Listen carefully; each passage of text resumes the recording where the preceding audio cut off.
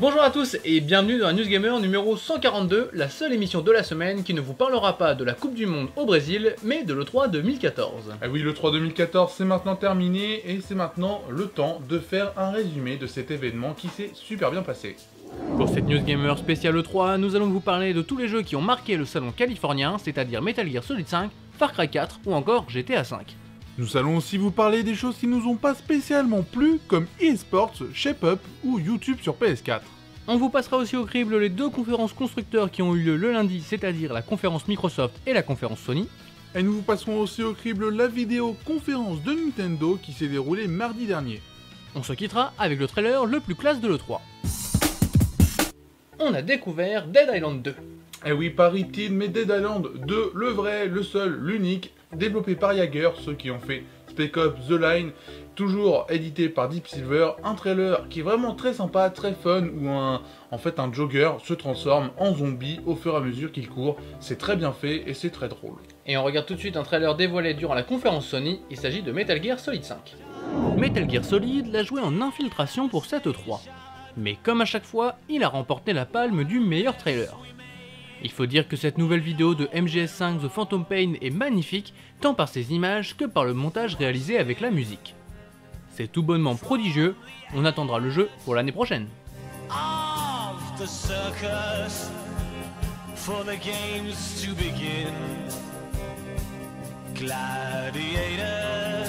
Batman s'est aussi infiltré à l'E3. Et oui, l'homme chauve-souris sera de retour en 2015 dans Arkham Knight, et enfin, nous avons pu voir du gameplay. La Batmobile sera là pour vous aider à explorer Gotham City pour combattre le mal et sauver ce qui reste de la ville. C'est une véritable claque visuelle grâce à une profondeur de champ et des effets de lumière hallucinants. L'attente sera longue.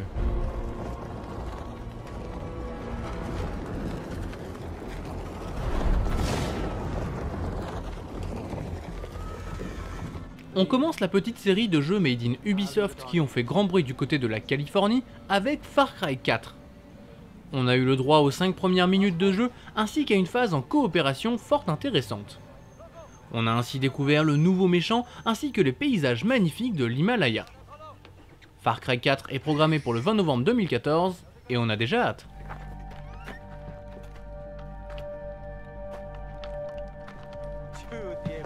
What's happening? Assassin's Creed Unity est sûrement le jeu qui s'est montré le plus durant l'E3. Le titre d'Ubisoft a pu se montrer avec du gameplay solo et coop, ainsi qu'avec une bande-annonce très énergique. Il faut bien avouer que les équipes de développement ont travaillé pour rendre l'ambiance de la ville le plus réaliste possible, avec d'énormes foules et un nouveau système pour grimper et combattre. Par contre, on regrettera les voix anglaises pour les citoyens de la France.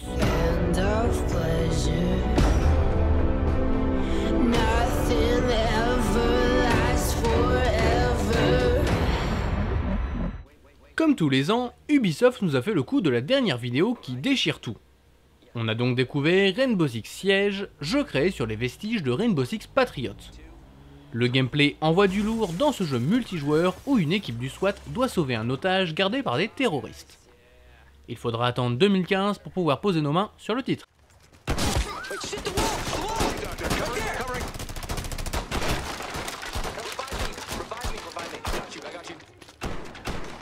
C'est maintenant officiel, GTA V débarquera sur PC, Xbox One et PS4.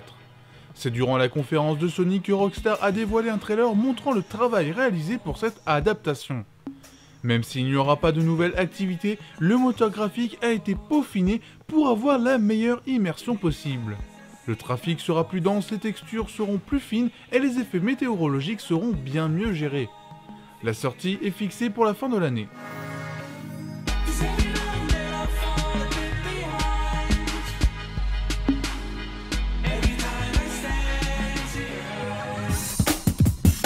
La conférence Electronic Arts a été un réel désastre, notamment pour Mirror's Edge. Mirror's Edge, on l'attendait tous, et oui, ce remake du célèbre jeu Mirror's Edge, on l'attendait avec du gameplay, etc. Alors oui, on a eu du gameplay, c'est du gameplay bien sûr alpha ou bêta, mais c'est pas impressionnant du tout, on voit pas du tout la différence avec le premier opus, et surtout on a l'impression que DICE a plus développé le système de combat plus que le système de plateforme, ce qui est vraiment dommage. Et on a eu encore moins de vidéos pour Mass Effect 4 ou Star Wars Battlefront. Le grand perdant de cette E3 est incontestablement eSport. Après le fiasco du moteur Ignite plus que décevant, le plus grand concepteur de jeux de sport est revenu sans explication avec des vidéos pour eSport UFC, FIFA 15, NHL 15, Madden NFL 15 ou encore PGA Tour 2015. Des vidéos très peu convaincantes qui nous font penser que l'éditeur se moque des joueurs. On espère que cela va vite changer parce que les ventes de jeux de sport pourraient bien baisser.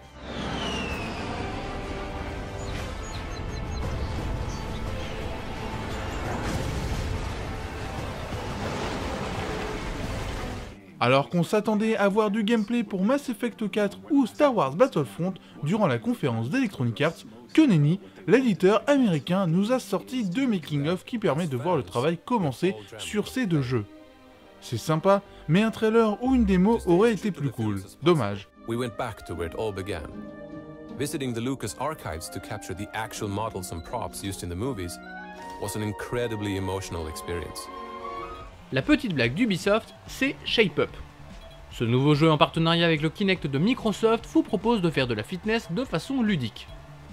C'est drôle, mais en fait, on s'en fout.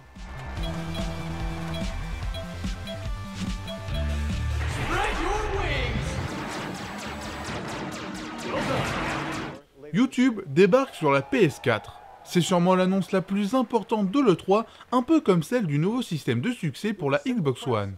Non sans rigoler, vous pourrez bientôt partager vos parties directement sur YouTube.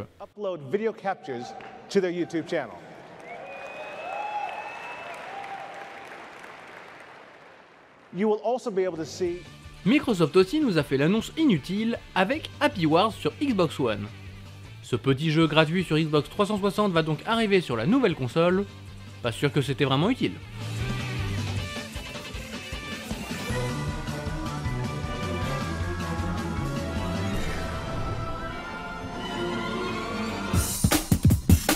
Un passé au crible un petit peu spécial cette semaine, on ne va pas s'occuper des sorties de la semaine qui arrive, mais plutôt des conférences constructeurs que l'on vous passe au crible dans l'ordre chronologique. Et oui, restons dans le 100% jeux vidéo cette semaine avec la conférence de Microsoft, la conférence de Sony, la conférence de Nintendo, et il faut dire qu'elles sont égales.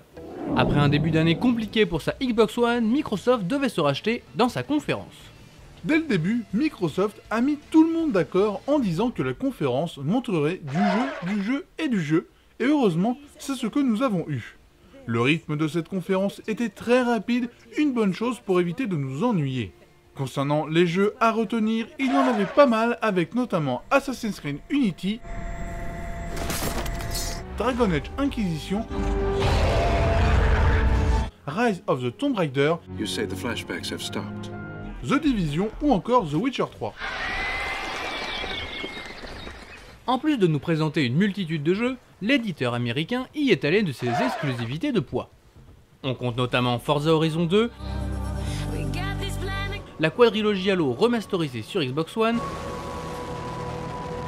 Sunset Overdrive, Halo 5, Fable Legends, Project Spark, Ori, Inside, Phantom Dust, Scalebound ou encore Crackdown 3. Il y en aura donc pour tous les goûts, du jeu multijoueur à l'aventure poétique, du jeu de guerre au concept loufoque, tout le monde aura de quoi s'occuper sur Xbox One. La conférence n'était pas parfaite. Déjà, Microsoft a décidé de commencer avec du gameplay de Call of Duty Advanced Warfare en expliquant que c'est l'avenir du jeu vidéo. Certes, c'est joli, mais ce n'est qu'un Call of Duty parmi tant d'autres, avec des explosions qui cachent la misère et des scripts en veux-tu, en voilà. Ensuite, il manquait un petit plus à cette conférence, quelque chose qui te fasse dire « Waouh, je veux une Xbox One ». La conférence Microsoft était maîtrisée mais manquait un peu de folie, ce qui lui vaut la note de 4 sur 5.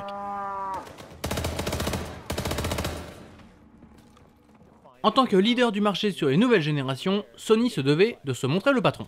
Pour commenter la conférence de Sony, il faut commencer par parler des exclus et des jeux indés annoncés, et ils sont nombreux.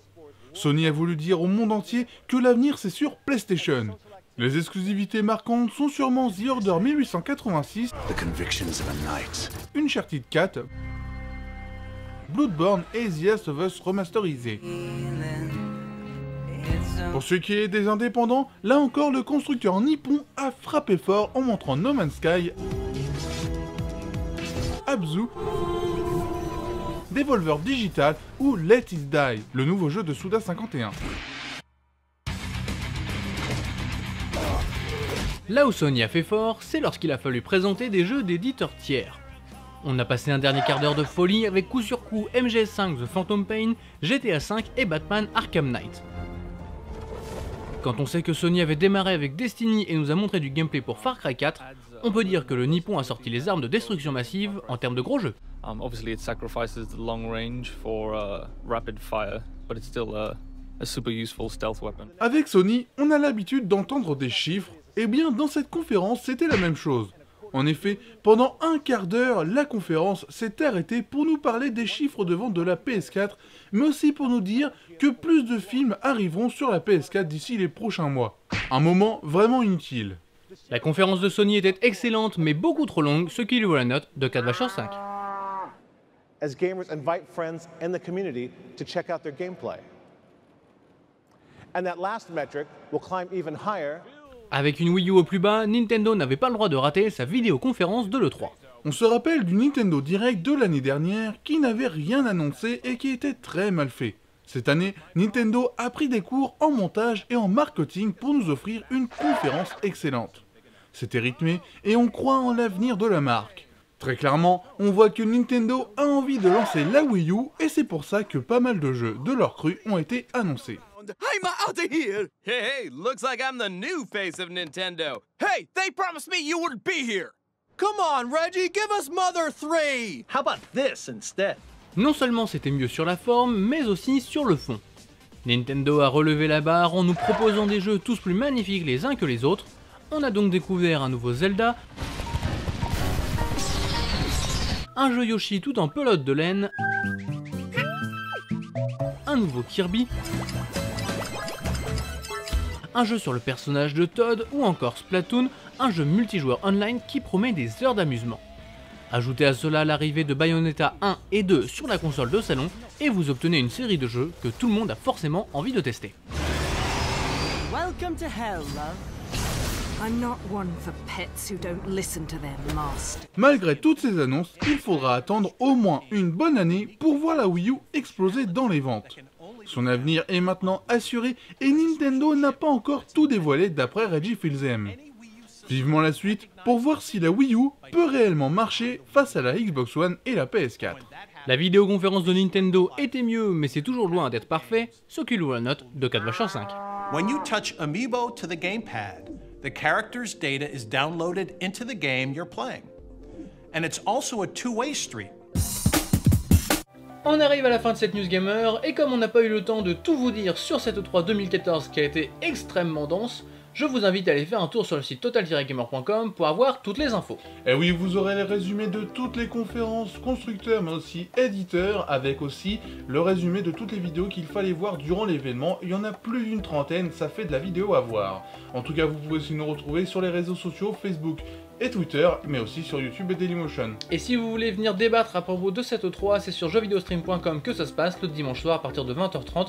On en débattra en direct, tous ensemble. On se quitte avec ce qu'il fallait voir, et là il ne fallait pas voir un film, on continue dans le 100% E3, il fallait voir le nouveau jeu avec Lara Croft. Et oui, Tomb Raider, ce n'est pas Tomb Raider 2, mais plus Rise of the Tomb Raider, un nouveau jeu avec Lara Croft en fait, où l'approche psychologique avec l'héroïne est beaucoup plus proche qu'avec le premier Tomb Raider. Oui, c'est très classe et on pouvait pas passer à côté, on pouvait pas ne pas en parler. On espère que vous avez apprécié et on vous dit à la prochaine. Salut.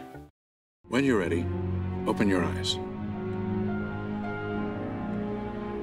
I think we're making progress in these sessions. You say the flashbacks have stopped. This is excellent improvement. But I'm concerned that you're still shutting yourself away at home. It's important to gradually take steps into the outside world.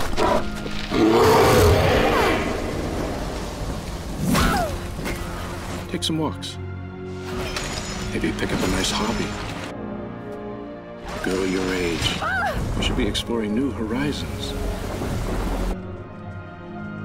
I'd like to know you're taking care of yourself. For many people, these traumas become a mental trap.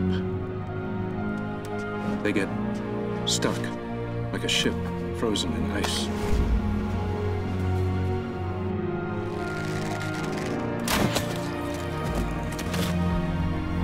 But there's another type of person. Do you know what happens to them?